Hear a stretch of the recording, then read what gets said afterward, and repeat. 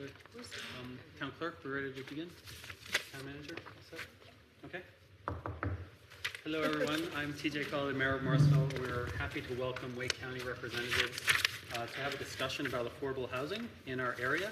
I think it'd be easiest for us to just go around the table and then go around the room real quick, have everyone introduce themselves, and then we'll just dig right in. I'm TJ Colley, Mayor of Morrisville. To my left. Don Mile, Wake County Commission, District 1. And I'm Vicki Adamson, Wake County Commission, District 7, which includes part of this lovely town. That's right, it does. Ann Rabati, Morrisville Town Council, District 1. Liz Johnson, Mayor Pro Tem, Town of Morrisville. Cheryl Stallings, Wake County Commissioner, District 3, and represent parts of Morrisville as well. Steve Brown, City Council, Town Council, Morrisville. Shine Dash for Steve Brown. Laura Jones, Assistant Town Attorney. Mark Page, Town Manager. Brandon Zuma, Deputy Town Manager. Danielle Kittredge, Principal Planner. Hi, Wayne Holder, Deputy Town Manager. You don't want to sit up here with us? There is room. This way. We got lots of Come on. questions for you. There's room if you'd like to join us. Okay, all right, sure. And town clerk? Eric Smith, Town Clerk. Okay. Excellent. So this has been a Oh, meeting. we have that- one more. Oh, excellent. Satish, thanks for joining us. We We're waited here. on man who needs no introduction. We're just saying names right now, Satish, going around the room. So, if you just want to introduce yourself real quick. Yes, Satish Garmala, Morrisville Council. Okay, perfect. So I was saying we were, yes. And we have one more. Oh, okay.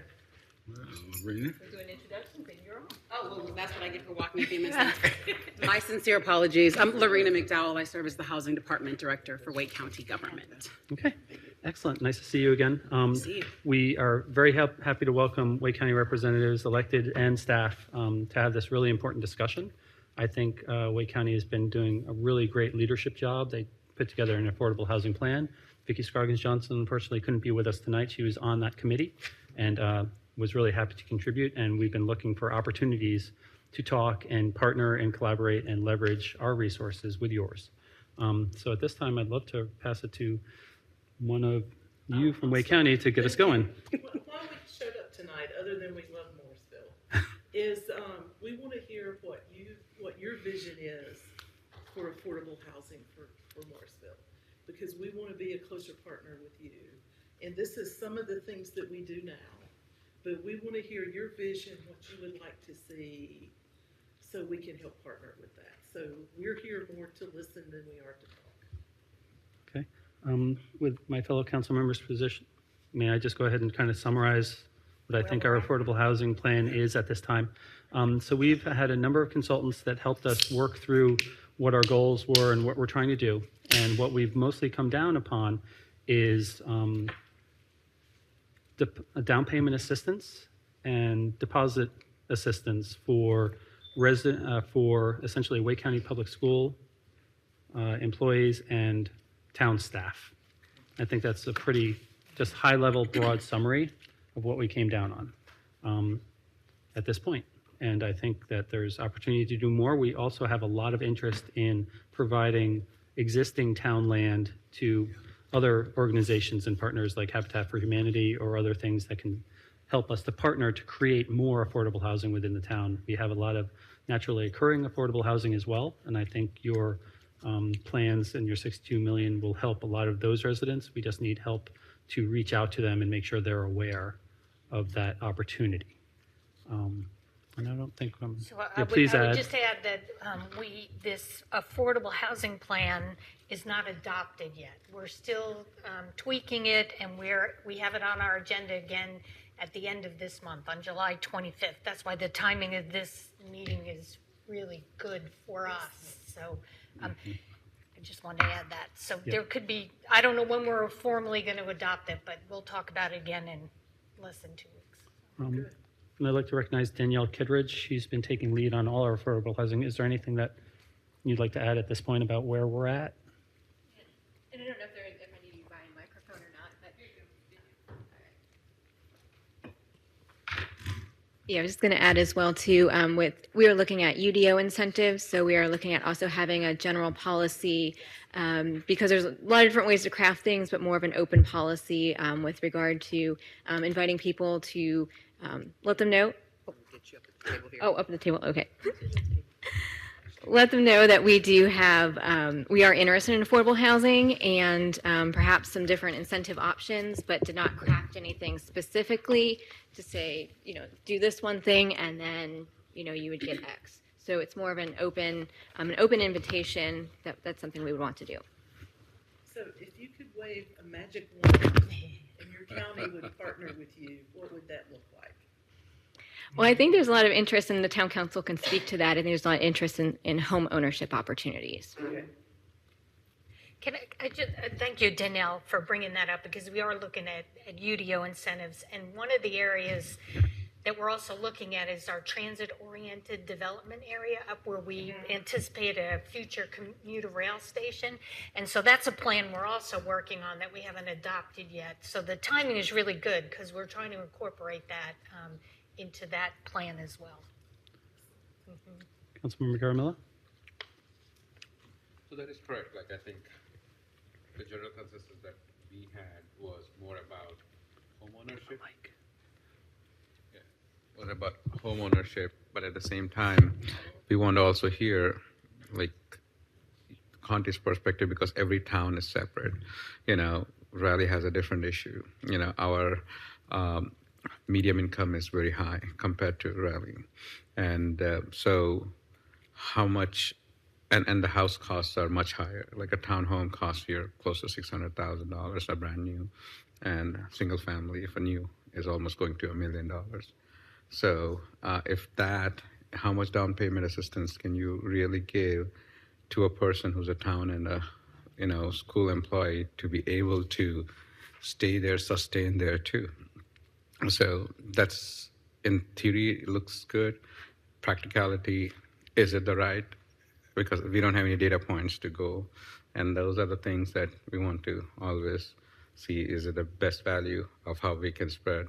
I like the idea of donating land to some agency where it has the best buck for the money too, because our partner with someone with some piece of land where it will, it's my personal goal, not council, but where you can maximize your dollars to go much further than just ownership, where you can do all that, but is it doing justice to all?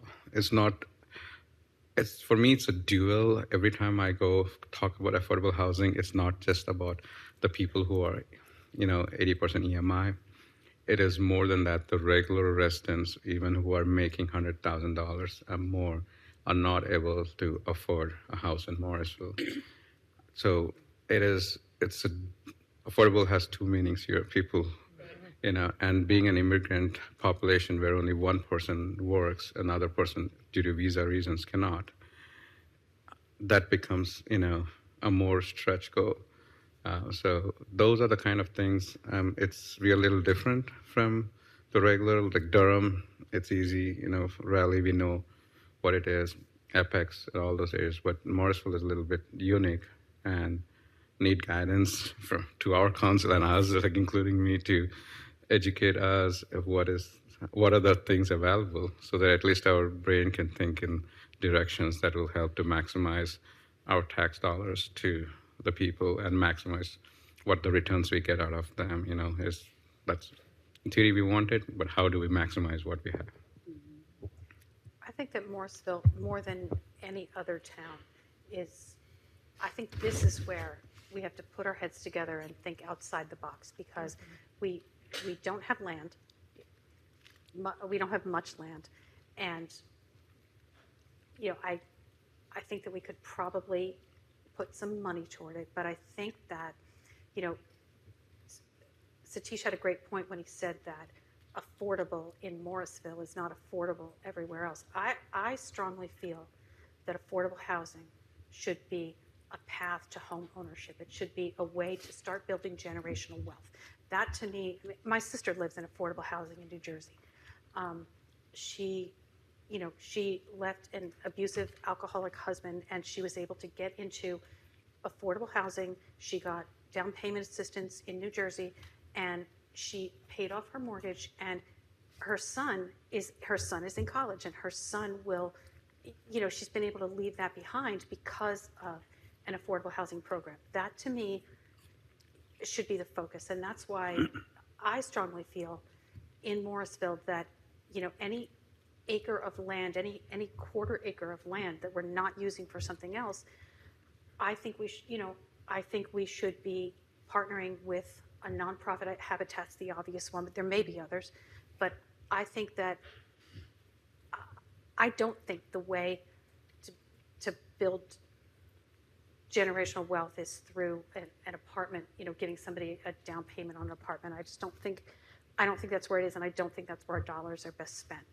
And and I think I would like you has a way more experience in this than I do. So, I'd like to put everything out on the table and see what are the actual ways that we can help people that otherwise will not be able to afford a house anywhere, not just in Morrisville. How do we find those people, and how do we actually help them, and not just for the few years that they're going to be in an apartment.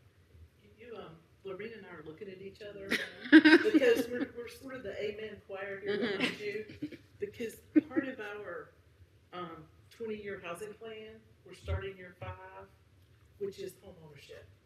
So that is, our push has been, affordable rental units. Yeah.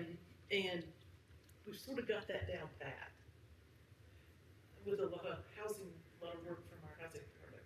But that's where we're headed next, is that ownership piece. And sometimes the affordable rental unit is the stepping stone. Because if you're in a unit that you can't afford and you're working 3 jobs, sometimes the first step is to get you in a unit that's less than 30% of your income. So you can start saving for things like furniture, down payments, the things you need to transition into a home. So we've kind of got the rental unit piece going. Now we're moving into how do we get people actually into homes. Right, and respectfully, Vicki, I agree that the way, as a person in need of who has nothing, who can't afford where they're living now, I agree that that's a stepping stone for an individual. Right. Absolutely. Where I think I disagree is that I disagree that it's a stepping stone specifically for our town. Right. So that, from kind of the top-down view, right. I disagree. Everybody knows this. I'm not telling these guys anything they don't know, but I fundamentally disagree that we should be putting any money toward rent assistance or down payment assistance for a rental unit, because we only have so many dollars, and what we need to do is make the biggest impact possible. I think what's driving a lot, we began the process in 2019, and then finally came up with a plan, the 3-part plan of regulatory incentives, down payment assistance, and then the idea of land donation.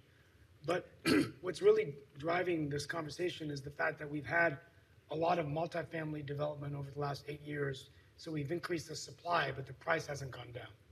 So as we look at inclusivity and trying to provide those kinds of home ownership opportunities, that's what I'm interested in. Is we want to commend Wake County for doing great stuff with all the money that you're allocating in your budgets, even the most recent budget.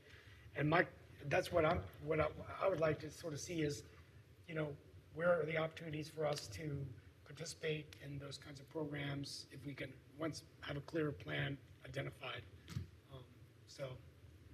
Absolutely, because we're here to help you with what you want.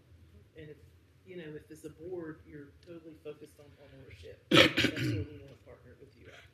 I definitely was not speaking for the board. Yeah, but I was just I gonna take your say. point. Okay, sorry. Probably not. But I That's would why we say- have another meeting coming up. I would say that I would say that's kind of where we're leaning, though. That has come up a lot. Yeah. More towards home And ownership. so a couple of things that were pointed out, our AMI is different than everyone else's. Right. So going by 80% AMI of Wake County, that's more like a 40 for us or something. It's skewed because, as the Triangle Business Journal just pointed out, we're the 15th most wealthy zip code in the Triangle. and our town is one zip code. Right, So there's certain pockets of different towns that are wealthier, but we are wealthy. right. And then the market is really pushing against anything affordable. As was mentioned, we built a lot more units, allowed a lot more units to be built, and they're not affordable.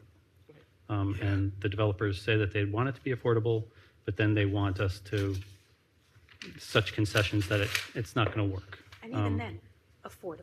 Affordable, yeah, Right. affordable to whom? The people who live in town, it's affordable to them now. And this is nothing you've never heard, but I think if there's opportunities for us to be a place where you can experiment and try new things, I would be willing. Innovation is one of our core values. Right. So if we want to think outside the box in Morrisville, especially towards home ownership, and that will be a discussion that the rest of the council has later this month. I'm not going to be present at that meeting, but I'm looking forward to hearing where we come down on that, because I'd like us to start moving forward and putting resources and funding. The resources we've been putting forward towards it so far have been Danielle and consultants. But I think we can actually start changing lives as your sister's life was changed. So, I have one if I may. So, Vicky, you and I were talking. I think when we talk about down payment assistance, the way that we have put in is a very high dollar number compared to what Vicky was and I were talking a couple of weeks ago in your office. Was you have a better strategy of, I think 50,000 is what you said, like something like down payment assistance, and then how to, depending on how many years they are, and you start reducing, the payback. Compared to us, like we are putting like almost $150,000. So I thought that was something good to hear from them. Like, when they had a better standards set in stone that they are working, that we are still a little loose on our end. And like, I thought if you guys can tell us what you're doing, or that would be very helpful to all of us. I'm happy to, and I am just sitting over here smiling because I'm really encouraged by everything that I'm hearing right now. One, I'm encouraged by hearing the conversation around like, what does affordability even mean? I think a lot of times when we come to have these conversations, they assume we're only talking about people who are 30% AMI or below. And that's just not the reality. The reality is at almost all income levels in Wake County, we have a deficit of housing that's affordable to them. So housing affordability is, what is housing affordable to you? What is the stock that your community needs based on all income levels? We have a deficit in our community, full stop. So, and I hear that we've created units in our community, and prices are still going up. This is true. It's a national issue. There's a national crisis, and COVID exacerbated the cost of living and the cost of housing greatly, the cost to develop greatly, the cost of loans now because of interest rates, which then goes into the cost of the development. So all of that is true. But I would submit that what we are doing is helping to kind of depress that a little bit here in Wake County. We are really a desirable community.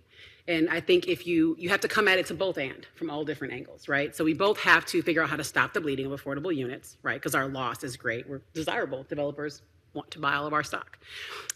We have to figure out how to create new units in our community because that helps to hold that price down a little bit. If there's some legally binding affordable units, not units that developers may say are affordable but maybe aren't, but legally binding units, right?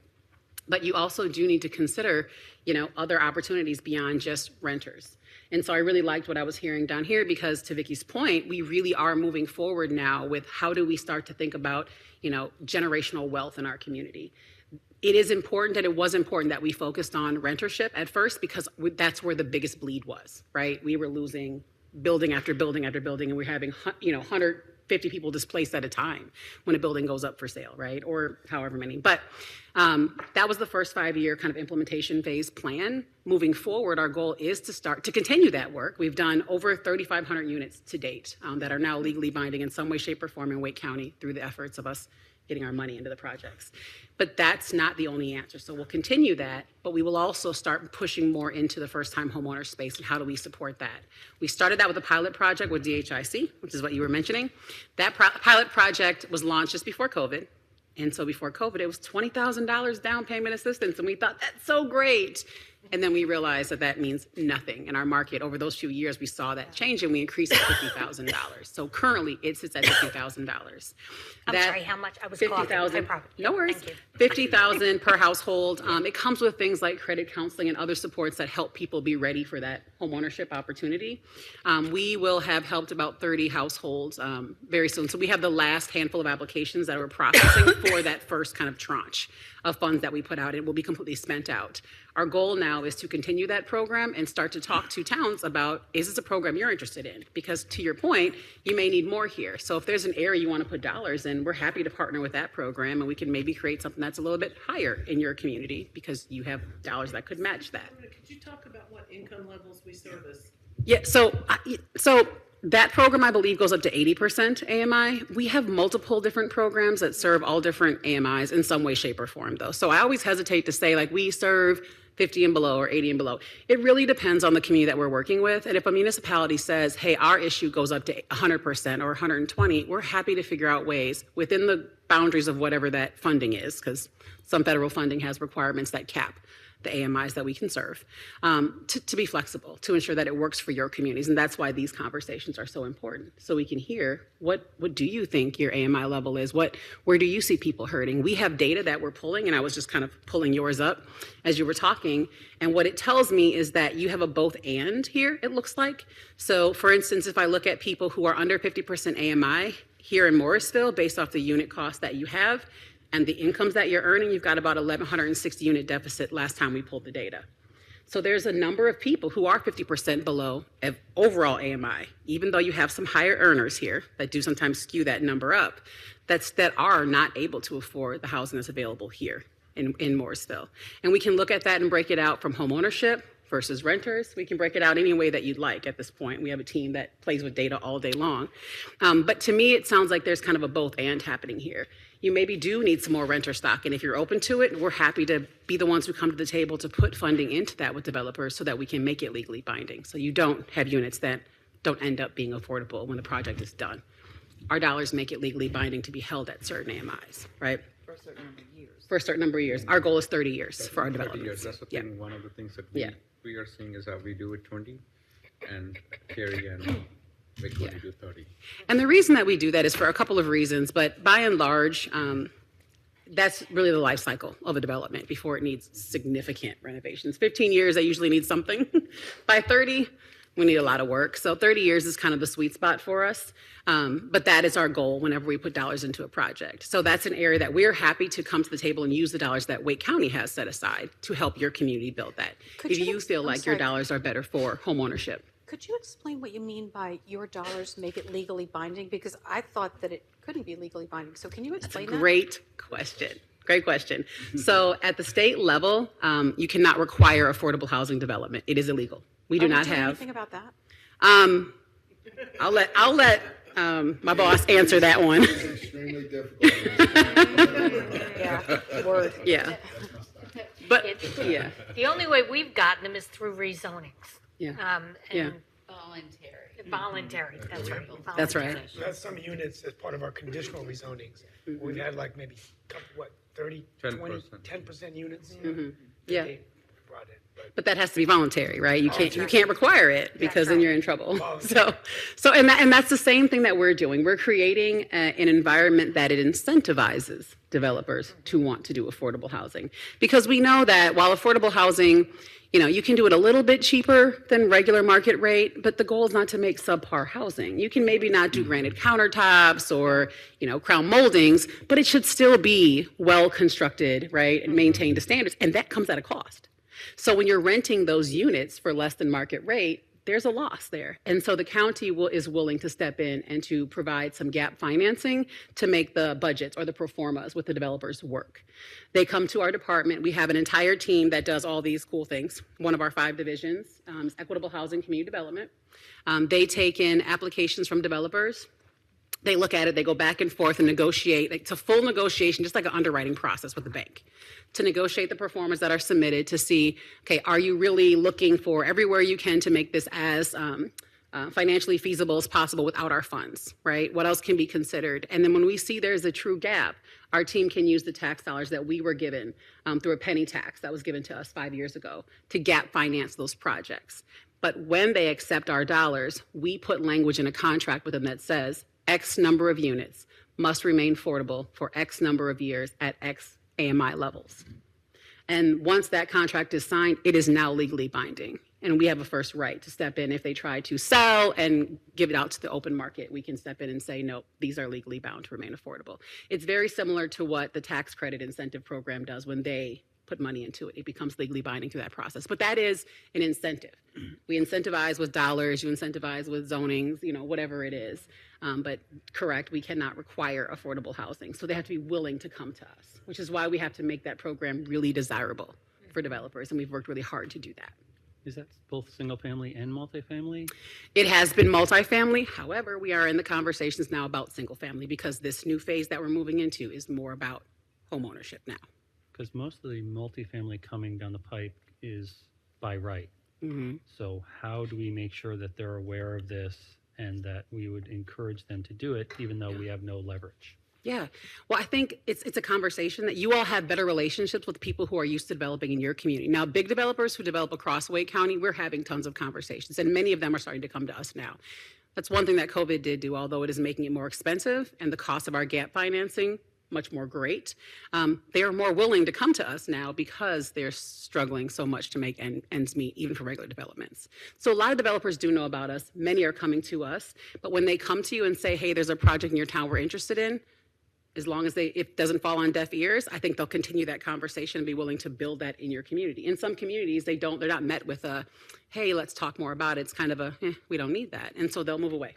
And they'll go on to the next community, the next building that, in a community that's willing to work with them on affordable housing. So there's that. You can just be willing to listen and say, yep, we would like to have conversations around that, whether or not you have dollars in the project. Just being welcoming to that, I think, is helpful. If you have developers that do a lot of work in your specific community, I think just talking to them and letting them know, hey, Wake County is putting in millions of dollars annually into affordable development. If you're willing to have a conversation with them, they're willing to give you significant money for projects. And it really isn't always a lot of units. Some of these, developments have a small piece of units.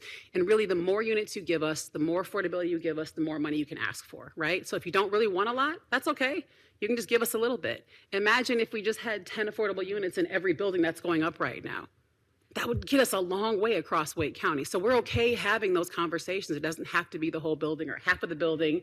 There's a lot of narratives out there that just aren't true about what we're requiring for our dollars. So just helping us to have that conversation, you can direct them to me or to Mark Perlman, who leads our Equitable Housing Community Development Division.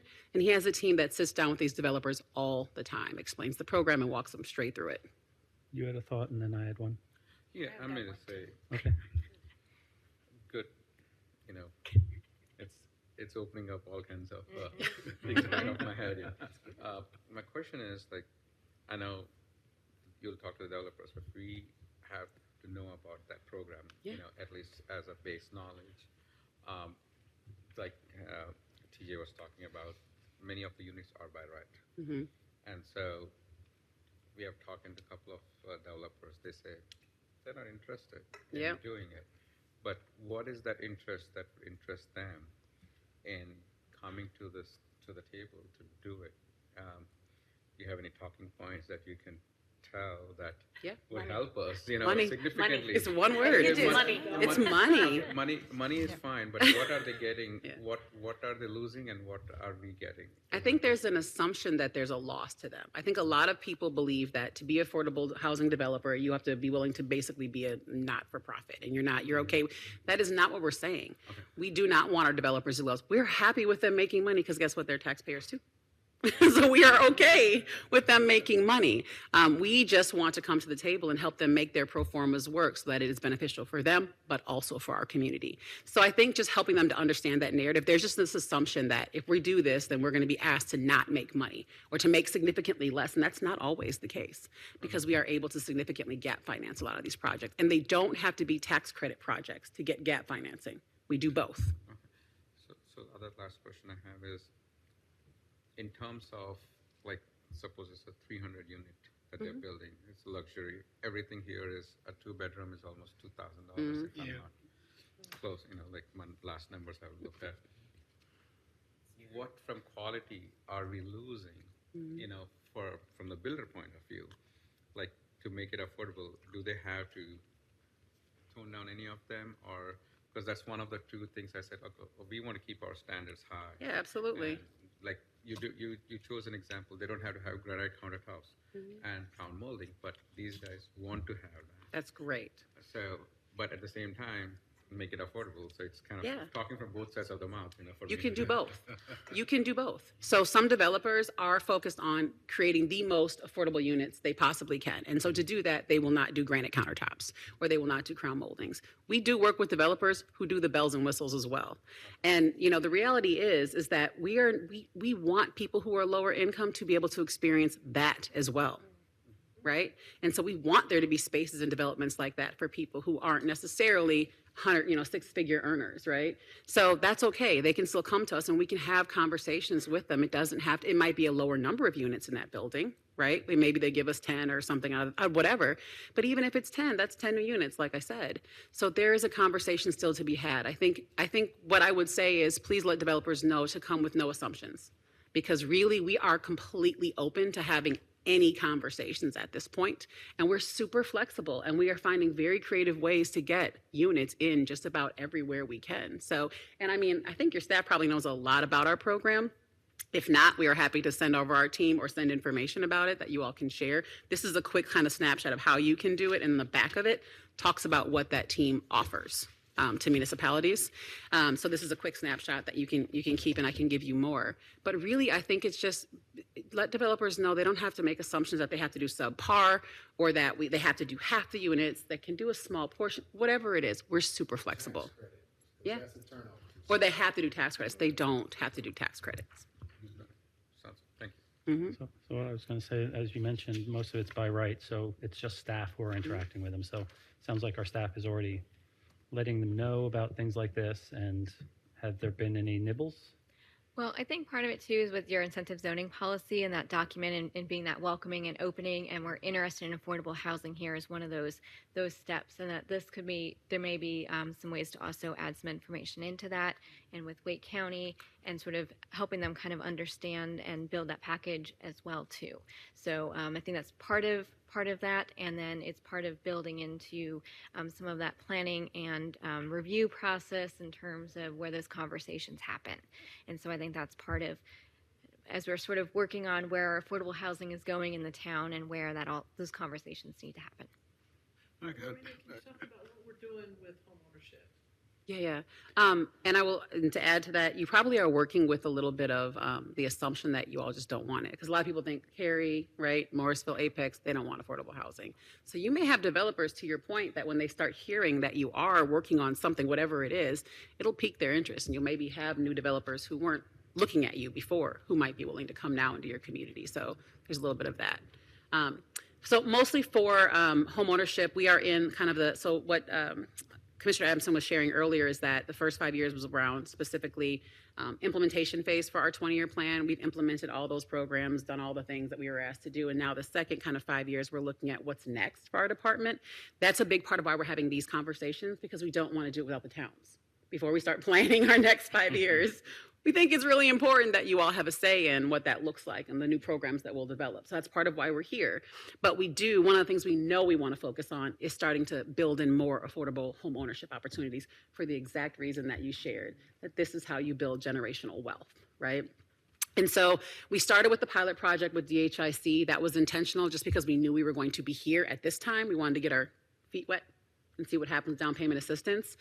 We want to hear more about what does that look like in your community? Are there tweaks to our current, program that we would need to consider or work with Morrisville on to get more homeownership here in your community, right?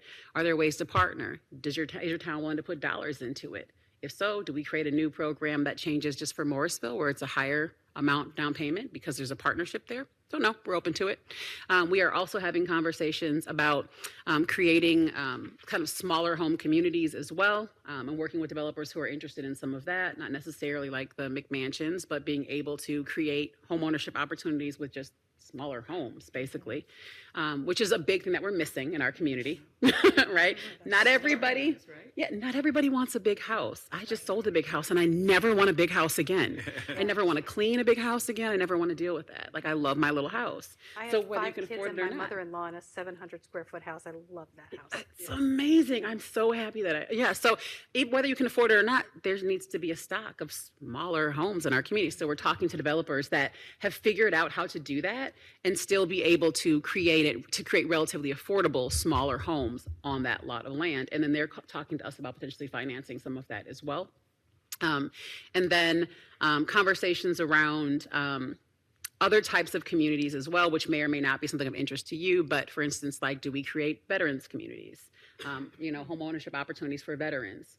And when you hear me say small homes, I'm specifically not saying tiny homes. I'm not opposed to them. I someday probably want to live in one. I'm just saying we really need smaller homes because we want our veterans to feel like they have a nice home as well. But creating communities around them so that there is like a community center, right, where veterans can come to and have supports and have some camaraderie or whatever around that. Same conversation with smaller homes is happening around folks with special needs or disabilities, so they can have that same kind of sense of community around them. So we're starting to really be creative with different types of home ownership and the different types of folks that we may serve in those kinds of communities. We know that we will likely not be able to create big houses for first-time home ownership opportunities. That's probably not going to happen in our market, but we can still create houses. Now, that clearly has to be a close partnership with municipalities as well, because zoning will come into play with that. And we also give a lot of financial support to Habitat.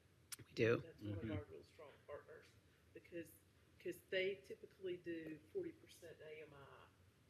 They used to do 30% pre-pandemic. But unfortunately, right now, their model is 1,100 square feet, no garage, and 0 lot line development. And right now in Wake County, that's about $330,000. Yeah. So that has even gotten beyond what their typical plan. So they went to 40% AMI. And so we're sort of looking at stacking on top of that. Where do those people right above that go? And what can we do with Habitat? We've had a lot of conversation with them to get them back at 30% and below. Yeah. Because every time you creep up, you're right, it knocks somebody out of home ownership that should be able to have a home. Sorry, Tom. That's fine. A lot of great information. Listening to everyone's comment, which is always great. That way we can get a good assessment in terms of where we are and try to hopefully make a decision where we need to go. But for me, just listening to what people are saying, it's best that we talk about the different AMIs, especially you talking about 80, and saying that, we need to start looking at, because you start looking at someone at 40 versus 80, that's a big gap, So my question is, that's my initial comment, my question is, if you guys had an opportunity, how many units would you say that you would need in order to meet your population that you have there? I don't think we have the data for that. So can I ask my question then? Because you said a little while ago that you have data to share with us what our deficit is, and I don't know that we have that. We do. Yeah. So one of the things that we did early on when we built this department was we built in a data. Well, first we fought for one data position, and we've grown that into a whole division now because we've gotten so many requests from municipalities for us to, because you don't have a lot of staff, and that's okay. And we know you can only do so much, and that's okay. When we built our department, we really were intentional about building it not just for Wake County government, but for the community. And we know municipalities don't have a whole department of housing, right?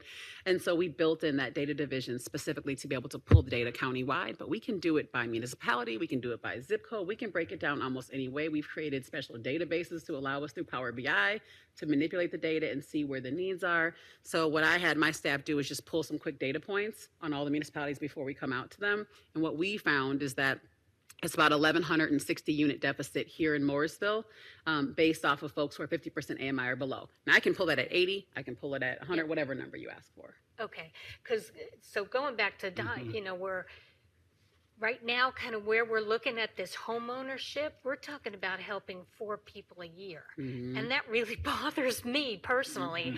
I want to help more than 4 people. And so I'm struggling with how do we do that? And that's the 1,100 number you named was really helpful because right now, and, we've got some of the areas for our future housing. There's not much land left in Morrisville, but around the recruitment corridor, we changed the airport overlay so we can have multifamily there. Yep. Our town center, there's certain areas, and I don't know what we've got development in the pipeline. So really, I think what would help is once we know what the deficit is, maybe saying we want a certain percentage to be affordable. Sure. I don't know what that number would be, and then we know that we've got a number we're going after, whether it's 10%, 20% of the potential. I don't know if we could forecast based on future development how many units that would be, right? And the other component to that is that based off what the population is now, or do you It guys is. have, like Wake County, we averaging what, around 56, 57 a day? Yeah. So what you guys averaging, does We- that play into that as well? We have the number now, but our system is also able to do predictive analytics. Okay. So we can actually analyze based on the growth in your community and what the rate of growth of need will be. And when we say 1,160 units, what we're saying is there are 1,160 people in your community that are spending more than 30% of their income on their housing-related costs. So that's That's when what we mean by when definition. you talk about AMI in that context of 50% AMI, is that the median income in Morrisville, or is that the median income? Is it It's Wake specific County. to Morrisville? But we can look at it by Morrisville. We're Okay, just comparing it so that we can have a number we can compare across each one of these meetings. It's a Wake County number. But we can do it by Morrisville, for sure. Because I think that honestly, I think our median income is higher, and our situation is quite unique. I think that if you pull numbers for just Morrisville, I think you're going to find that I think you're going to find it's more than 50% of people that are spending, if that's the cutoff, that are spending more than 50% of their salary on housing. So AMI is specific to the area median income, right? And these things often get confused, right? So there's area median income. What's the average amount somebody in your community earns? We can pull it based off Morrisville. What you're going to see in Morrisville, though, is that you've got some really high earners that are going to skew that number a bit. So that makes it a little difficult, right? They're going to really pull it up there. Then there is what is fair market rent, right? That's also a different calculation. So what is fair market in Morrisville based off incomes in Morrisville? We can start to look at that number.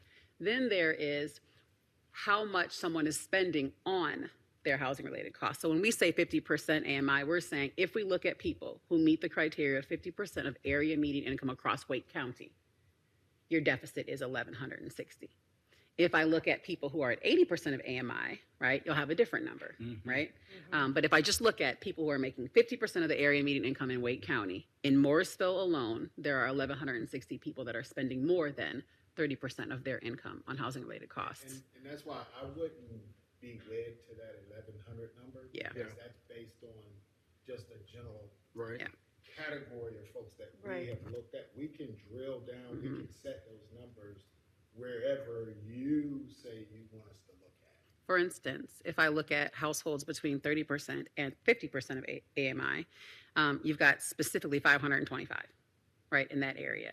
So you can use that to start drilling down on, as we start to look at incentivizing, right, development, and you start to incentivize how many units you want. You can also look at what income levels you want to incentivize based on your actual deficit. In some communities, it's a lot of people who are under 30% AMI. In some communities, it's people who really are 50%. So we really can look at it based off of your community. Where is the biggest kind of like pain point based off of your incomes in your community?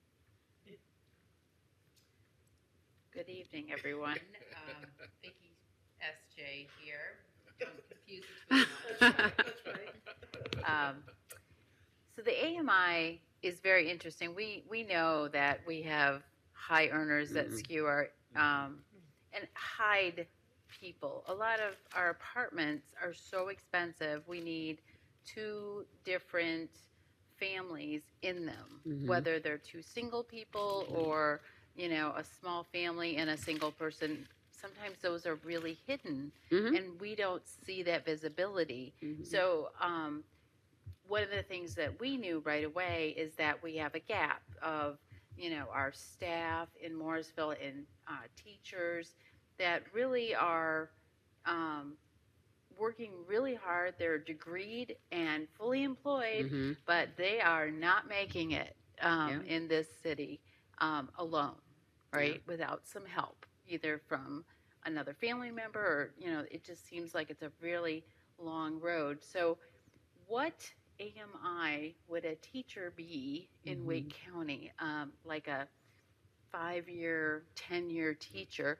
That might give us some insight as to where, that target population that we're looking at needs to kind of be addressed. Sure, and we can pull that data for you. If my memory serves, it's around 50 to 60% AMI for teachers Okay. in Wake County, depending on their tenure. So when you think about it, as we're talking about 50% AMI, people who are suffering, we are talking about teachers. We are talking about firefighters, we're talking about policemen, and we're talking about people who work in the places that we like to frequent as well. Our retail, our Starbucks, our Targets, our things that make our communities feel good, right? And all the things that, the niceties that we glue. want, the glue. Yeah. Talking about them as well, and those folks are usually 30% AMI or lower. Yeah. One of the things I always talk about, and I'm the other Vicky. So, so we'll have Vicky and the other Vicky. And is, one of the things when I look at affordable housing, especially with the service providers, firemen, EMS personnel, and police, if they're off duty and they live in Harnett County and they're an hour out of Wake County because they can't afford to live here, and please no Lord, but we have some big event and they need to come in, I don't want my off-duty first responders an hour's drive away. I want them 15 minutes away. So to me, there's some public safety issue in the fact that those folks can't afford to live here. Well, and further, we have proof that that's one of the things that they've said why they can't work on some. So we have our team has been struggling to get enough first responders, and one of the things we hear them say is expensive to live there, So we'll go work somewhere else. Which drives another issue. Now we got to deal with transportation. That's right. Which is not great. Makes traffic Still. worse if everybody's got- Especially coming out of Johnson County. Yeah. Oh, God. There's this myth that affordable housing increases, because of density, that it increases traffic. And actually, what the data shows is that it decreases traffic. Because when people can live closer to where they work, go figure, they're not on the roads as much. And there's also the savings that associated with that when your roads aren't being used as much. You all know where I'm going here. So there's a benefit to it where that's concerned. I have two questions based on questions listeners talking about.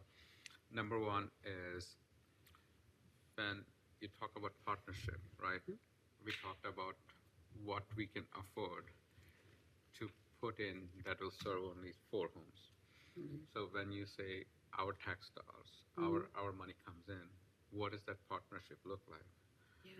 Because obviously I'm a big fan of stretching our tax dollars to match with some other tax dollars to make it more to the others.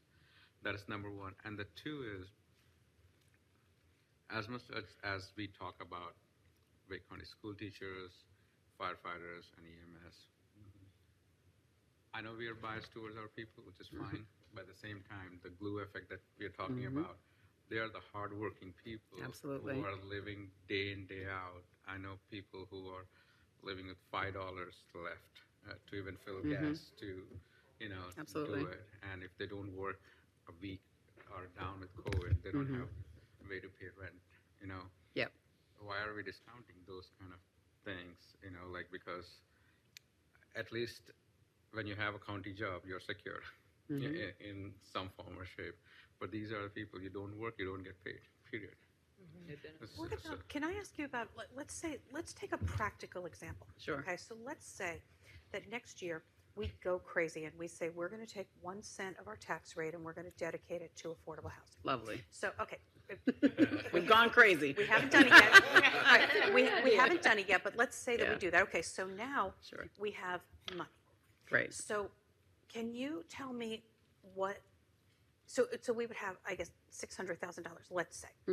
Okay, so can you tell me specifically what you would be in a position to offer that would, A, stretch that as far as humanly possible until it screams for mercy, and then what could get us closer to that goal of home ownership for that teacher, firefighter, police officer band? So I can tell you what we have currently that you can partner with to do that, but I also don't want you to feel like you are beholden to just that, because the point of this conversation is to say, let's dream.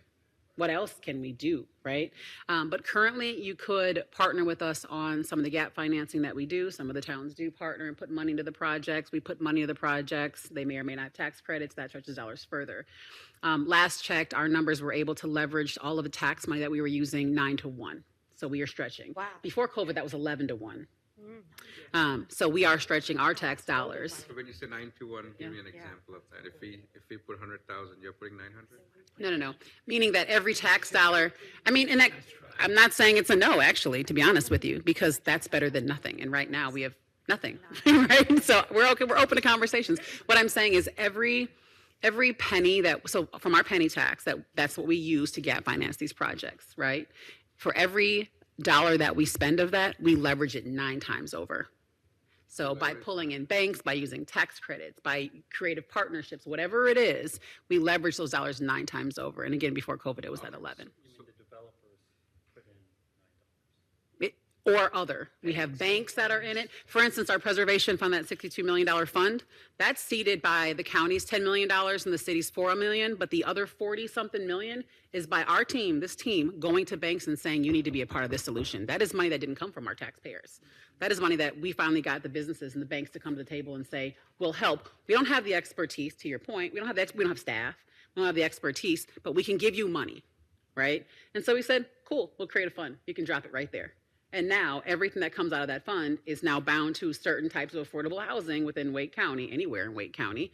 And it's run by a fund administrator, which is Self-Help Bank. And so now if an affordable developer or someone who isn't even used to affordable development but interested in it wants to come and buy a building in Morrisville and they want to try to make it affordable and they need a loan for it, they can go to Self-Help Bank and get a loan as quickly as the open market rather than come to me, try to get on the agenda for the commissioners, because every single real estate transaction in Wake County that has our dollars must go before the commissioners for approval.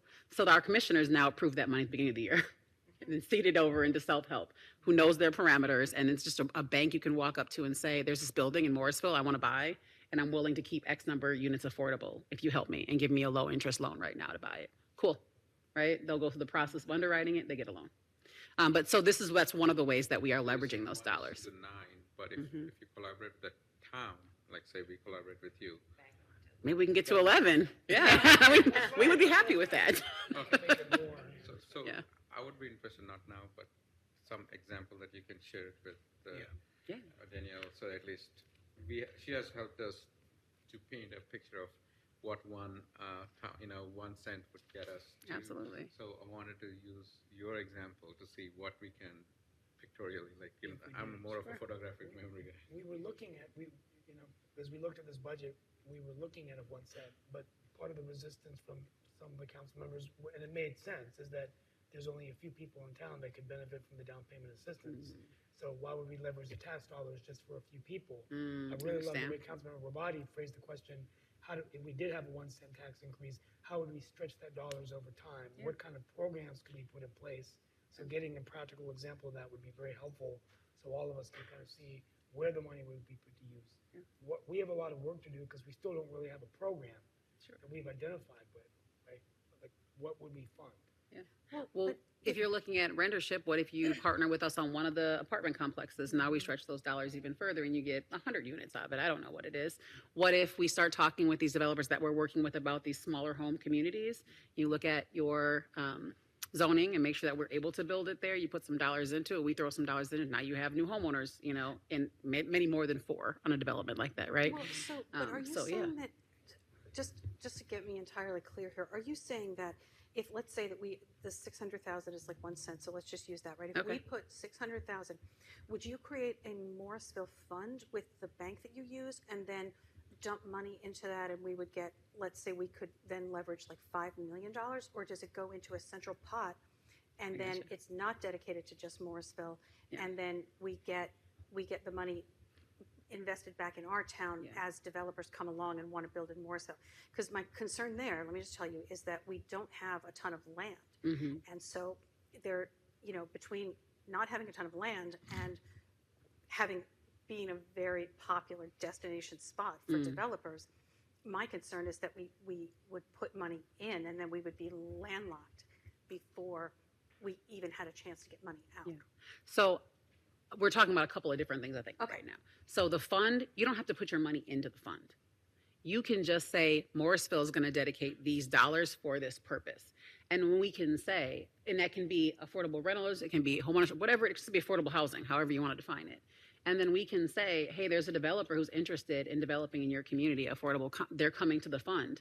Are you willing to partner with them? The fund can do some, you can do some, Wake County can do some, whatever it is, right? Because our fund sits outside of our regular process. So that 62 million is a separate fund outside of the 10 million plus we do a year in just gap financing, right? That's a whole separate fund we set up.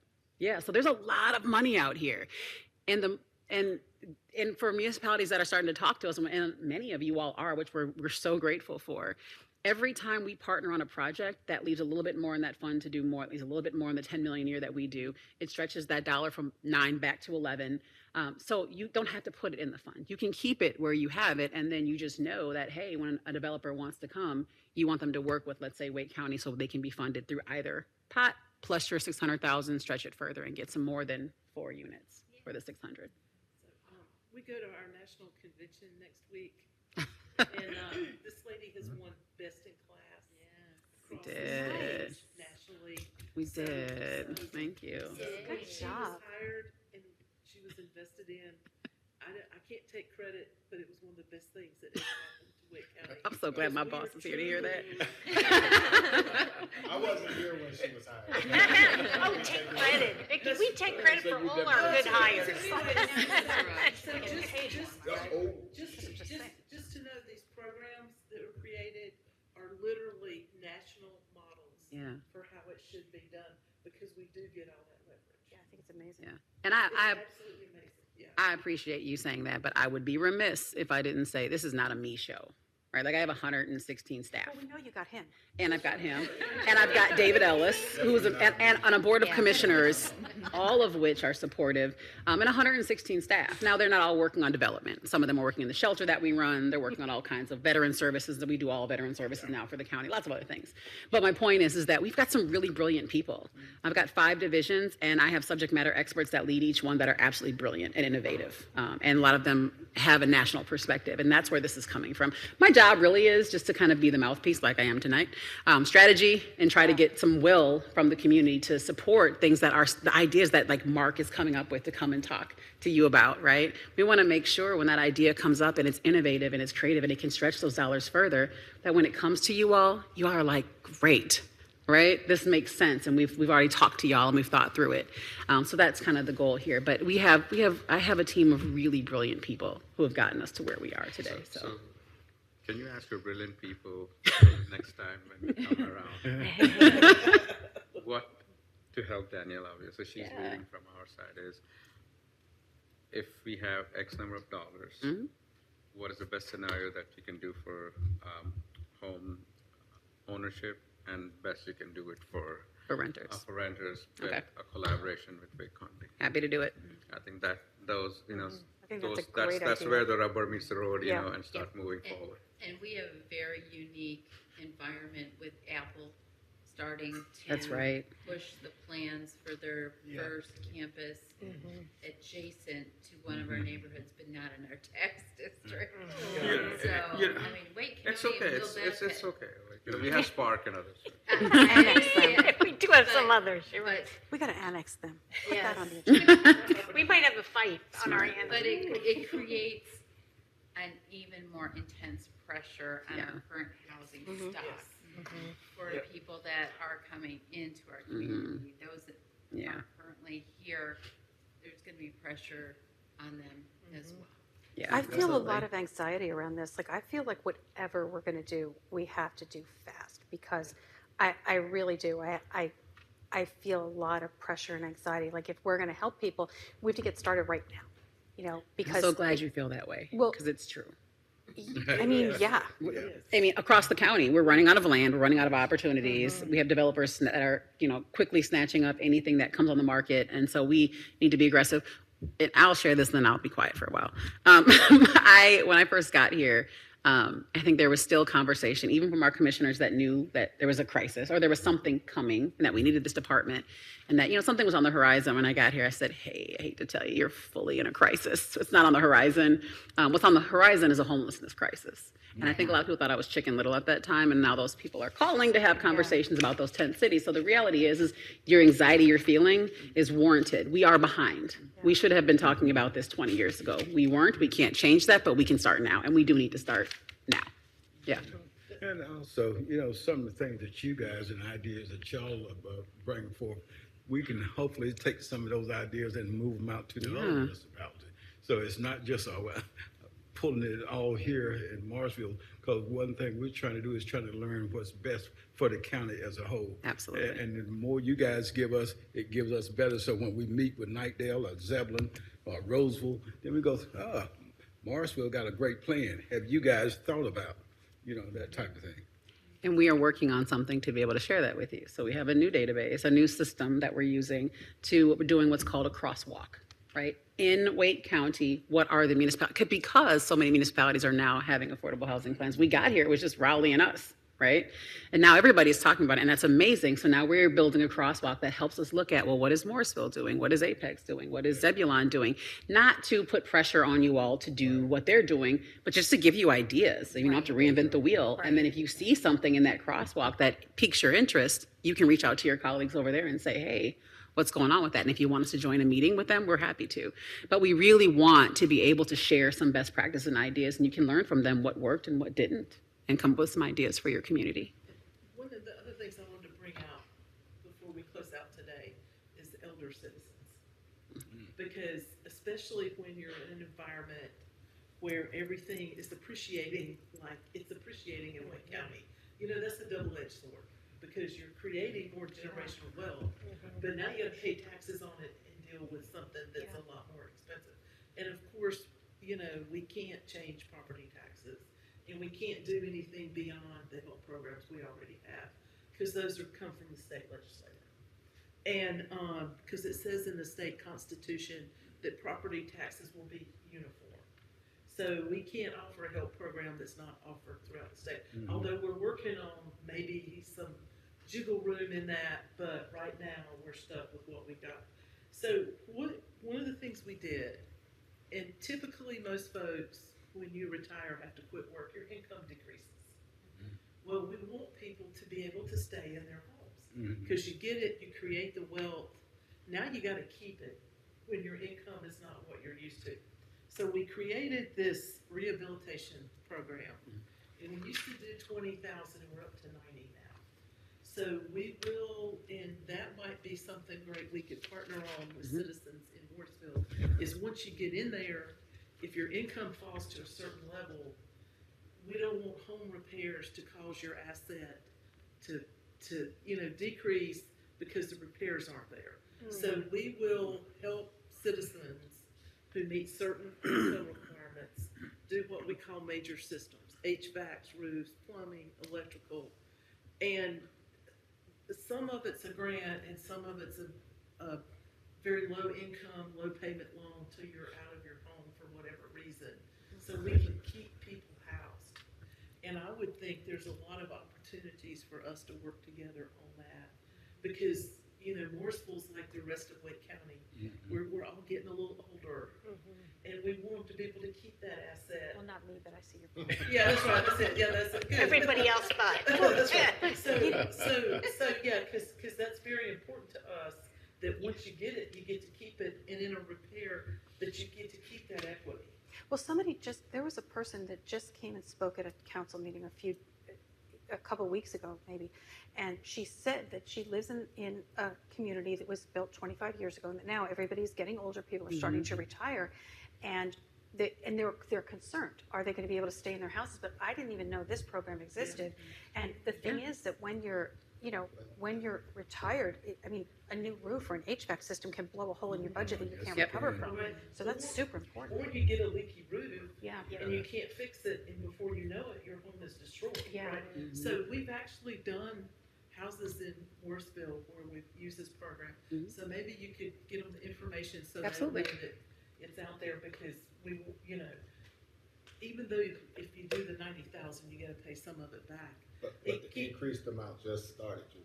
It just started. It just started, Just right? started. So Increased.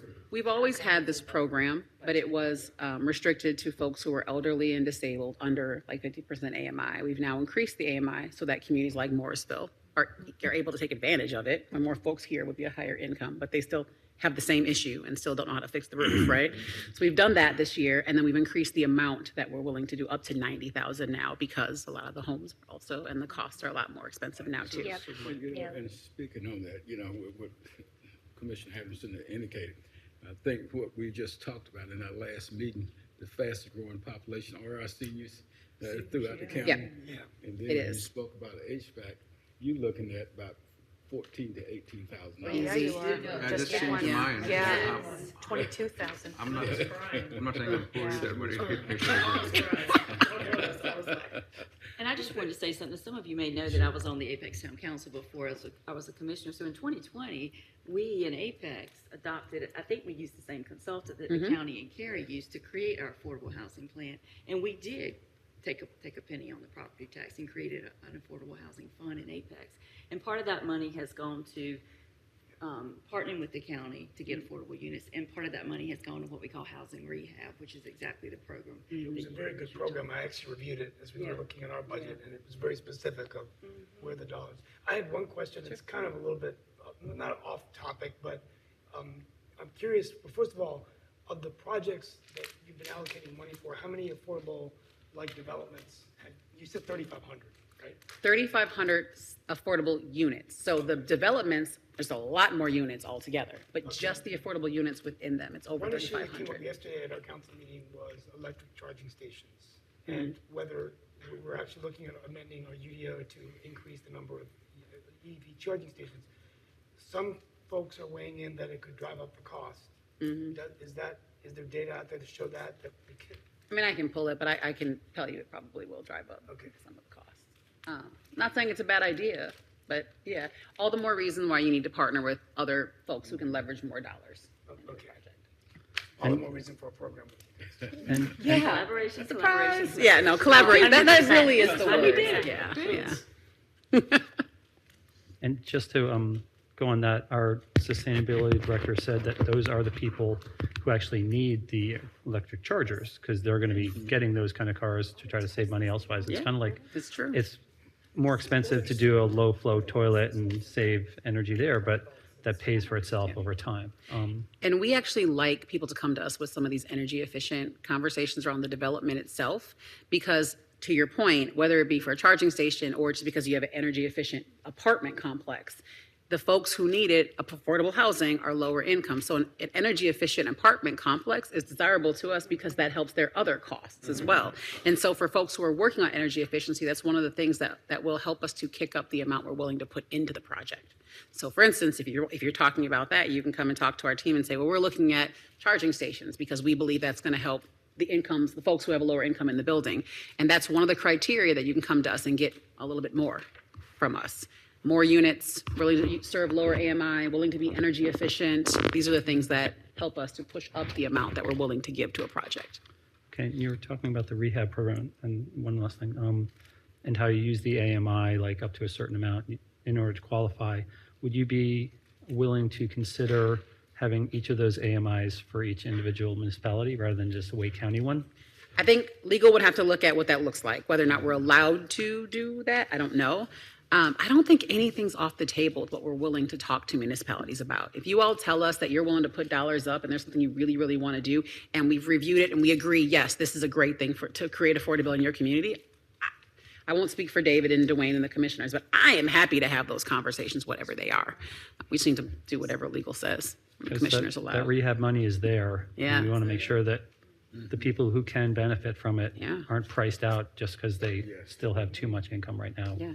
If they would stay in their houses. Yeah, I think if Morrisville is saying we're going to come and add some dollars to it, that gives us a reason to look at different AMIs in Morrisville. I don't know if we can just create it just because, if it's all Wake County dollars. But if Morrisville puts dollars into something specifically and says we're going to have some money to partner with you on that, stands to reason we would need to be more flexible because you all have skin in the game now.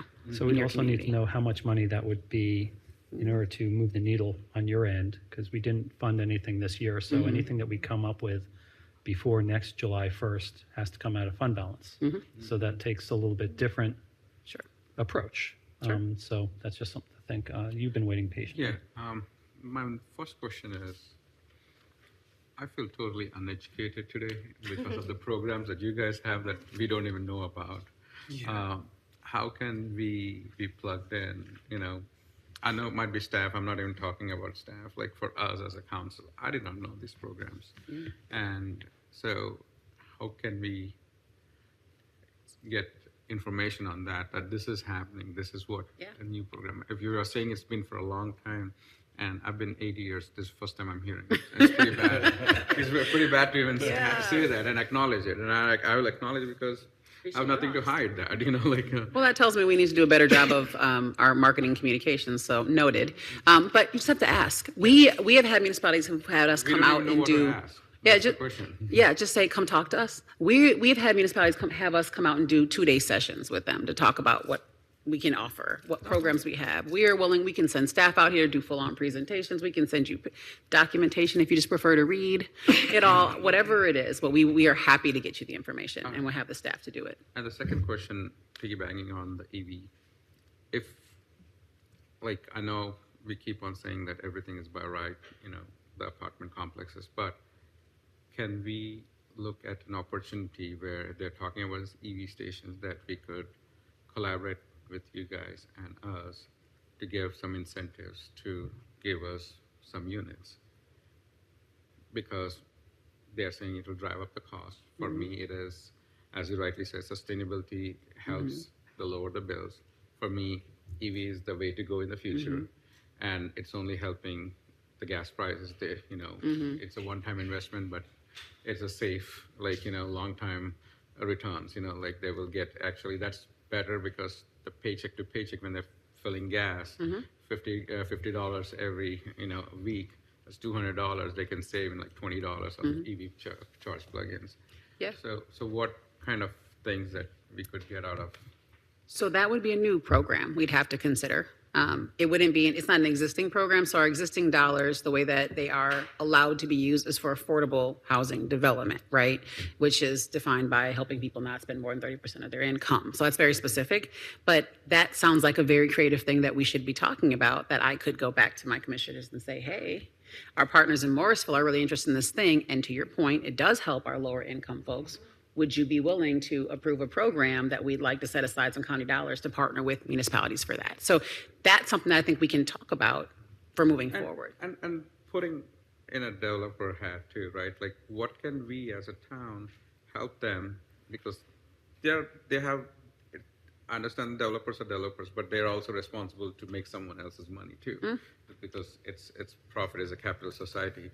But from our point of view, what can we be creative and out of the hat, like out of the box kind of thing that we are talking right now is, okay, you're interested in this, we can tighten our UDO, and then if they need something, how can we partner with you to leverage getting those units back, even though it's by right, we can use that incentives to drag them. You literally just need to send them our direction.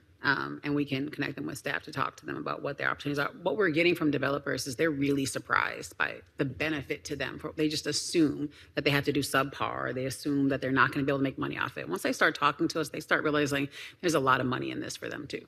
And that's okay with us. And do we have that as part of our strategy when people come for these kind of things? Currently, we do not. Okay. So that's something like, it's more work for you guys. It's okay. That's okay. We're okay with it. I That's think what we she can do. handle it. Exactly. You know. My team. We got you. Yeah. TJ, would it be a good sort of action step if you collected your council's data questions and got them to Lorraine and she could answer them? Okay, good. Because it sounds like there's a lot of data questions that are on the table. We always have a lot of data questions, but That's a good thing. There's nothing wrong with that. Great. Then So- we could, and maybe you could add in things that you think are important. We're a smart city. Right. That's why we love you. We're We happy can look at to, every income of the house, from our smartphone. we are happy to take any questions. So Vanessa Kopp is our division director who's over strategic, who's over data research and systems for us. And all her team does is play in data and they love it. So if you want to send us questions, we can have her team pull the information. If you want them to come and just sit down with you or sit down with your staff and just like open up their computer and all the various databases they have and she can ask questions and they can get to work, they would love that. God, I Yeah. would love that. I would do that for days. So can I ask We'd be okay with that. quick question, going back to this home rehab program? Doesn't the county also offer some kind of tax, I don't want to say rebate, credit or something for seniors too? Isn't there, that program is in 50% off. Yeah, existence? yeah. There are programs in the general statutes that allow for tax, lower tax payments Yes. for. It's property tax relief, isn't it? I think it's property tax. It's property Yeah. tax relief. Yeah, they're not very good. Oh, it's not. But now we have what? Not well utilized and it's very specific for who can Okay. use it. But now county, we have what, 19,000 families in Wake County that do take advantage of them? I think so. That, I think it's That's elders, about people right. with disabilities and veterans, but I Yeah. think they have to make a fairly Yep. low amount. that doesn't roll through our Okay. department, so I don't have as much Okay. data on Basically, that. if you get Low. a full social security check, you probably don't qualify. I mean, the bar is. Yeah. really low. Is that right? We do. Wow. Yeah, those are the, since property taxes have to be uniform, they have to come out of the General Assembly. And we have lobbied to try to get the bar raised. Got But it. unfortunately, if they raise it for us, there's some counties, we wipe out half their database. So we have our tax administrator working with other tax administrators to see if there's any way to get creative where we could like offer some of our own programs. It's, but we don't know because it's, it says uniform in that state constitution and. So, Yeah, but I anyway. didn't realize that part, because this program's fabulous, but to your point, seniors want to stay where they are, and we Yeah. need to help them with other kinds of programs too. And Absolutely, but now there's an urban myth that I want to clear up. Okay, we do not randomly throw hordes of people out of their houses for property taxes. Oh, okay? yeah. Okay, we do. I mean, there's one of our nonprofits who did a little video about taxes, and they have a lady sitting on her porch, and she says, "I know my neighbor lost their house over property." No, they didn't. Her neighbor did not. Okay. So, because in the last 20 years, we have foreclosed on 2 homes that were occupied by the owner for taxes. Now, the rub gets to be, if you get to a certain part in arrears, we're gonna put a lien on your house. But if you don't have anywhere else to go, we don't evict you. Now, I know it's uncomfortable to have that situation, but you're not, you're not gonna lose your home over it. We try to work with people. We try to Okay. work with people so that doesn't That- happen. that's not an issue we have ever had to deal with since I've been on council as well. Yeah, thankfully. Yeah. So, Because they take the bigger chunk, right? yeah, they do take the bigger chunk. Ours is not as big. You're right. You're right. So- You're right. Yeah, but we try to work with people every way possible to keep them in their homes. So, question, would you, as a county, be willing to almost embed a person to help Morrisville in this next stage? Because when I mentioned Danielle is lead on this, this is a small part of her task. She does a lot, so she can't be sitting with your data person for an 8-hour day to try to figure this out. But if you're able to really place someone within our staff, with our town managers, if she thinks that could be useful and Danielle thinks that it could be leveraged in a positive way, if you have the ability to do that, I mean, those are our tax dollars. This is not our first time hearing that. And I almost threw it into my expansion request this year, and I knew it was going to get slapped down. Not because it's not interesting, just because it's a really tight budget year. So we got like 3 positions this year in total. I would love nothing more than 12 positions to put into the 12 municipalities. I would love nothing more than that. I think it depends on the budget and commissioners, what they, county manager brings forward and the commissioners approve. That didn't come from me, you didn't hear from We me. don't have those resources currently available. Next year will be a But new we are property taking tax notes assessment today, year. hearing what the needs are, and that's very helpful. My final question for tonight, the data that you gave about the 1,100 units in Morrisville, the 1,100 that are at the 30% income. I think it's really important for us to be able to show that data to the residents of Morrisville. Because there are people that live in our town who said, or have said, that we do not have an affordable housing problem in our town. No, we hear that a lot. There's nothing, we have an open data portal. So what would be really nice is we could figure out a way to put that data in our portal and share it with the residents so they could pull it on their phone and they could say 1,100 people are spending 30% of their income on housing. I think that's critically important because we're going to be using tax dollars if we fund this, and it really makes it easier. So I don't know whether you could point us in the right direction. That's just an API call into your database. Do you allow that? Yes, yeah. Our so we have on our website. If you look for Data Research Division, there's a way to submit just a data request on there. Just if you have a data request, sounds like we're going to have a lot of data requests. We might do this differently rather than just submitting them individually on there. We can do one big data request. But that's if there's something that comes up randomly, it's not a part of whatever big conversation that it sounds like you're going to be having with Mark Perlman and Vanessa Kopp. You can always submit a data request to that. So if something comes up and you just want a data point, you can submit it through there. I think it's like a 7-day, something like that, turnaround. They can get it back to you. But for folks who say that like Morrisville doesn't need any affordable housing, I would submit if that was the case, there'd be no evictions in Morrisville. And that's not true. There are people who are getting evicted in Morrisville who can't afford their homes. So that does mean there are people who already live in Morrisville who can't afford to stay in Morrisville. So it's not always just a conversation about if we create units to bring new people here. There are people in Morrisville who are spending too much of their income, and it is resulting in evictions in Morrisville. Those are by the banks? Landlords, it can be foreclosures, but we are able to see the information because we can look at the share of writs, how many are written, which means they're struggling, right? If you're getting an eviction notice, you didn't get it because you just didn't feel like usually paying your rent. But about 3/4 of them do self-resolve, but there's a quarter of the folks of the writs that are issued that the sheriffs have to go out and evict people from them. And families living in the Wyndham Suites because they have nowhere to go. If we go into the amount of people who are living in hotels or who are doubled up, it is significant, the amount of people who are homeless in our community. So to be clear, if you're living in a hotel, or if you're living in doubled up on someone's couch or couch surfing, you are, by McKinney-Vento definition, the schools you use, you're homeless. HUD doesn't recognize that as literal homelessness because you're not in the street.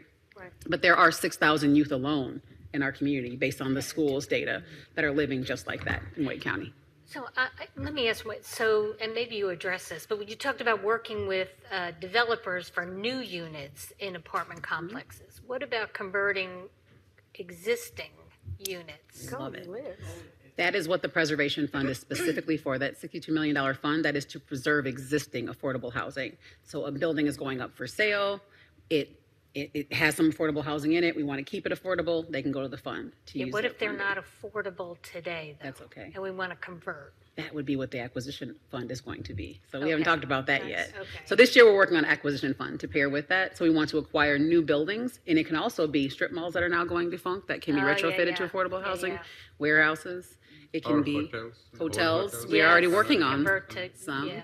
studio units, And so we've been working on building partnerships with developers who can do that retrofitting, and we are this close to a hotel, our first one, and many more hopefully in the pipeline. But that acquisition fund will help us. It will also help us to acquire land when it becomes available. So, because I'm going back to the comment about we're running out of land, I don't think that's a barrier, and that's why I asked that question. I think there are other when you talk about thinking out of the box, there are lots of other opportunities. Absolutely. Yeah. I think it's all the tools in the toolbox, right? There's no one silver bullet to our affordable housing crisis. It's Right. how much land can we set aside and get a hold of and make sure it's going to be legally binding. So we're talking to the communities of faith. They have a lot of land and they're interested in land leasing. Cool. We'll have that conversation with you. We're talking to schools who have land. The project in Cary is a partnership with the schools. We have a couple more that we're talking to them about as well. So land. It is, how do we stop the bleed of the loss of affordable housing? How do we preserve the preservation fund? How do we acquire? How do we retrofit? That's going to be an acquisition fund. It's all of it, right? There's no one silver bullet, but we are far behind. We have got to come at this from as many angles as possible. So Lorena was talking about smaller houses. And a Yeah. few years ago, we approved bungalow courts, things like that. Is that what she's talking about? Or is there an opportunity within our UDO to allow smaller lot sizes or smaller footprints? Yeah, and I think it would depend on the zoning district, and so looking at a lot of that, but I don't think the bungalow courts, I think the ones that we do have built over at Sunset Villas are not necessarily affordable and are quite Not at large. all. So, but there may be different opportunities looking at, what zoning districts allow for things that might be more compatible with that in terms of then where something gets rezoned, or if there's some other types of flexibility that's built into that. Okay, because there's talk about like retrofitting and getting affordable housing units on existing or preserving the NOAA. But then if staff could work with Wake County or Wake County could do this work to find out what land is not developed yet, what it's zoned to be, and how we can move the needle to make as much of that affordable and what we would need to pony up to help that happen. Because like it was mentioned a number of times, there's not much left. So to move the needle with what's left is our opportunity. Again, that's our Equitable Housing Division. Chris Whitenhill is the person that would be able to do that with you. So we have staff that can work with your staff on that. Yeah. One more out of the box question. Is it possible anywhere in Wake County that we can partner using Morrisville funds and county funds to a section of the people that have decided not being in the jurisdiction of Morrisville? The reason I say that is Morrisville is so expensive that our tax dollars can stretch better in, like, say, Zebulon or Fuquay-Varina or something within the county limits. And if we can get 4 units here, I can get 10 units somewhere else, Southeast Raleigh, just picking a name there. So I think it's a question for what your tax, which was allowed to, how you're allowed to spend your tax base, right? Like, I don't know if you can spend it outside of. If you'd have problems with how you're spending your tax dollars, But those take are- it outside of your county. no, within your the Your municipality. municipality. Sorry. but it is servicing the people of the. I understand, but I agree with Lorena, that's a legal Okay. revenue question Okay. that I don't know that there'd be a lot of traction on. I'm not debating your No, I'm point. just looking at alternatives. I think that's You'd a be okay huge with it. hurdle. I just don't know that you can do it. Essentially, by contributing money to help affordable housing here, they have more resources that will be used That's very to true. create those more leverageable Yeah. areas That's very true. of the county. Yeah, like you're talking about coming from Harnett County and others, somewhere within the county limits that we contribute to a fund that services or helps our employees, would go a long way because you have the same set of criteria. They might not could live in Morrisville, but they could live in the county. Exactly. So what I'm hearing you say, Satish, is a shared fund. Yeah, kind That of. maybe multiple municipalities Mhm. would invest in. Something that Ann said earlier is this kind of fund dedicated to Morrisville, or is it a shared pool of money that would be used across the Or county? So similar like that, because you can buy 2 apartment units of 600 units somewhere with a shared fund every 2 years, that you can have 150 families staying in there, If you just want to donate to affordable housing countywide, then our preservation fund is an easy place to write a check. The acquisition fund we're getting ready to do, if all the municipalities added money to them, that would help everybody. If you wanted us to do it to where you put money into the fund and then it was only for people who work in Morrisville, that would be more difficult. No, But that live outside of it. I'm going to say everyone does the same. Security will put the fund in there. We will put the fund in there, but it will help their particular thing, but it's together collectively. As a county, you have Yeah. no problems because you're servicing the entire county. Yeah, that's what our funds do. We started with the banks because we felt like they needed to kick in and that they were willing to.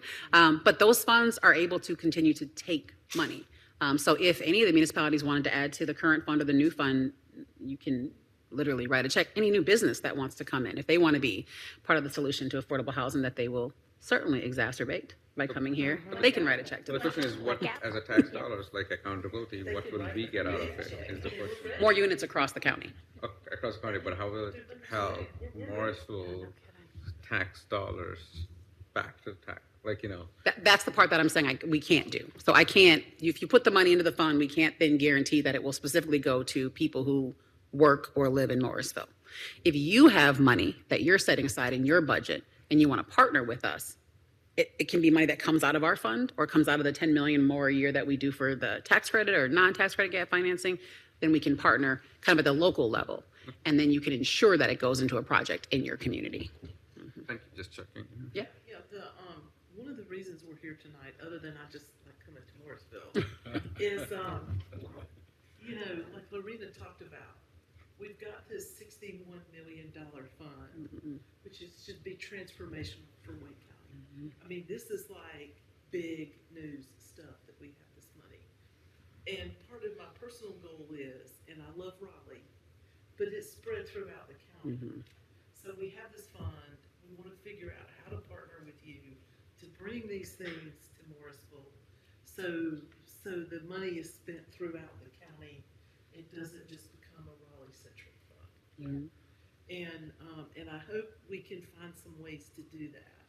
And the 61 is everything on this page or just the rehab? Oh, no, it's everything. We're All of this, all of the above. Okay. The 60 million, it's separate. These are all we do.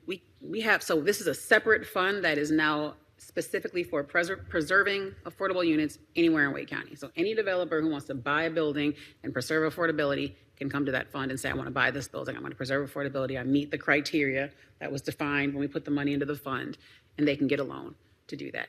And then we do 10 million plus a year in gap financing. And then we do the elderly and disabled programs. And then we do the shelter work. So our department, last numbers, because some of this, keep in mind, is COVID money, which is almost $100 million that a little over actually, $100 million that we expended. Some of it is projects that are in certain different areas of development. So we still have the money, but it was almost $300 million our department was managing over this last year because of all that money that we moved. So there's a lot of money here. The question is, how do we partner best with you all And to I get think some of it to you? we need to hear from you how that can happen. Because Yeah. I don't Happy see to. developers saying, oh, I want to buy a building in Morrisville to create affordable housing. They'd want to buy to kick out the renters, upgrade it, and make it more expensive. So But the more they feel like Morrisville is friendly to affordable housing, the more you will see the other developers start to look at your community that do affordable housing, that know about our funds and work with us and are willing to come.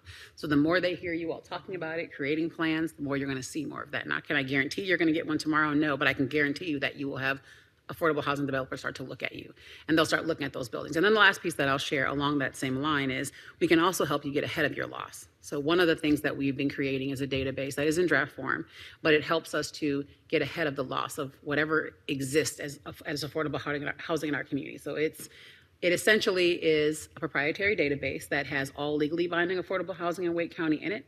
So if there's any contract on it, it also has a way to predict loss of naturally occurring affordable housing, which is like a really difficult algorithm that only Vanessa Kopp can explain. But it helps us to look at what is at risk and when it's at risk. I can literally drill down into that. I can look at just Morrisville alone.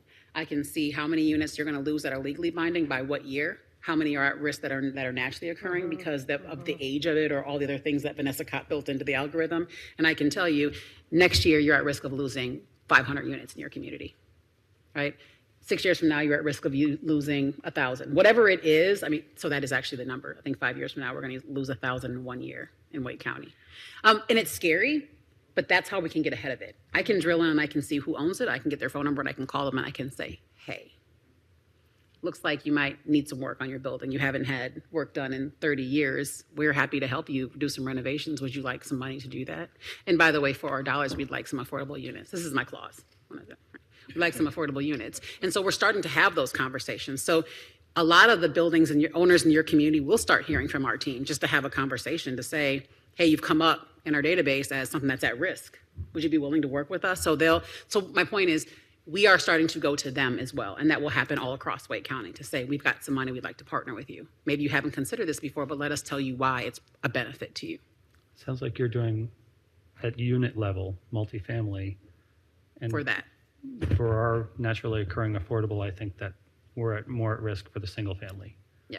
As our population ages. So does your algorithm Not look for at home that? ownership. This is just rental units. Okay, because home ownership is something that some of us are really focused on. Yeah, but we can look at communities, so we Right. can create maps that look at whole communities, right? And, what is the state of those houses in that community, and that's how we get ahead of like communities that we lose entirely, like what's happening in Southeast Raleigh, right? If we would have had this predictive analytics early on to see kind of what the overlay of what's happening in that community, we could have gotten in earlier with programs. So we can do that for affordable houses. It just isn't the exact same algorithm that we use for the units for renters.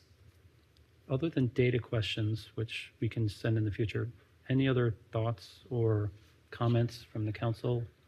I just have one more comment, again, going from Apex. Once we created our affordable housing plan and developers knew it was a strong priority for the council, every conversation we had with the developer, they came with ideas about housing affordability. So once you get your plan in place and the word gets out in development communities really quick, they will come with some ideas and they'll come prepared for some conversations, I guarantee you. Did you fund that before it was fully fleshed out, or was it fully fleshed out before you did the penny? To have an adopted plan before you actually funded it. Yeah. Yeah, that's what. So to be clear, that's kind of where we're at. Yeah. That we don't have an adopted plan We yet, adopted so the it's plan hard to fund first, something. Then we made the decision And to. if it had the funding laid out, this many units, it would fund on the revenue generated, no penny on the. But we tax. did do the plan first and adopted the plan first. That's a good discussion. It's a great discussion. Yeah, this was fun. Yeah, yeah, because we have all these resources, we want to bring them to your community. We want to partner with you. We want to We collaborate. That's right. I'm excited. Yeah, and Awesome. like I said, innovation is one of our core values. So don't be afraid to bring stuff forward that will give us You the opened chance. the door. The Yeah, door, no, the no, door is that's open. The door, the window. Danielle, did you have anything else to add or ask? No, I did not. I appreciate being a part of the conversation and hearing the discussion as well. But yeah, it is one of the challenges in trying to be part of that larger, helping solve the larger problem and finding those solutions and things that are unique to Morrisville and the home ownership, but also kind of the interest too in with those smaller projects. It doesn't have to be that large new development or that large multifamily building to make a difference and finding out where those best strategies are. So appreciate being part of the conversation. Town manager, any from your team? Okay. This has been a really great conversation. We really appreciate the time that you took. Please feel free to come back again if you have different ideas. Essentially, at this point, I think you're going to be liaising with our staff to move it forward. If we have questions, should they go directly to you or to our staff to bring to you? What? I would say go through your staff and Okay. And I she don't knows know who if to you reach guys out want to anything on our through team. administration or through me or how you want to handle that. We'll probably Okay. coordinate and let you guys know. And if you would like a presentation to your council from our Equitable Housing and Development Division to explain to you kind of the world that we're playing in now, if that will help you to drum up more ideas, or if you'd like to see the crosswalk that we're working on, where we can show you what other municipalities are working on, just let us know. We'd be happy to have them come out here and do that for you. Real hard to get all of us together, like I mentioned at the mayor's meeting. If you guys want to do a video of that, We were just talking about this. and then just send it to us, we can watch it at our own time. No, I'd like to have a presentation. I would like to take you up on that, so we can ask our own specific questions. Okay. Yeah. I would like to. Even if it's a We'll Zoom talk call. about it. Yeah, all right, let us know. If it's a Zoom call. We're happy to do whatever. Let us know. Sure. You decide what you want and let us know. This is kind of a formal meeting. Do we need a motion to adjourn or anything, or just say thank you for coming? Thank you for coming. Thank you. Safe home. That was very good. I enjoyed it. So much. I didn't.